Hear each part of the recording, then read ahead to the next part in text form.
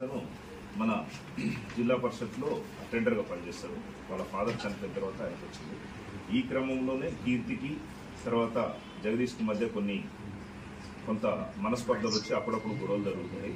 ఆ గొడవల కారణాన్ని గొడవలన్నింటినీ కూడా పెద్ద మనుషుల సమక్షంలో పరిష్కారం చేసుకుని అట్లనే సంసారం చేస్తూ ఉన్నారు. చేసే క్రమంలో ఈమెకు నాగరాజు అనే వ్యక్తితోని నాగరాజు గుడ్లన్నరోలు చెందినటువంటి నాగరాజు అనే అతనితోని పరిచయం ఏర్పడింది.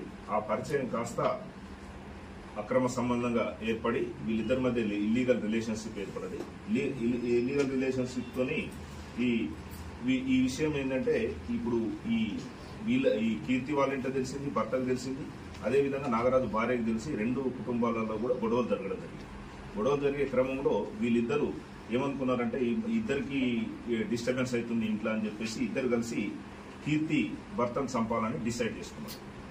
కీర్తి భర్త జగదీశ్వరుని చంపాలని డిసైడ్ చేసుకున్నప్పుడు ఏ విధంగా చంపాలనేది ఒక ప్లాన్ చేసుకున్నారు. ఫస్టే ప్లాన్ చేసుకున్న క్రమంలో ఈ ప్లాన్కు వీళ్ళు సహకరించరు. సుధాకరు, తర్వాత మోహన్ గౌడు, శివ అనేటటువంటి వాళ్ళు సహకరించి కొంత ఏమిచ్చిరనేది తెలియదు, మత్తు పదార్థం కొంత వీళ్ళకు సప్లై చేయడం జరిగింది.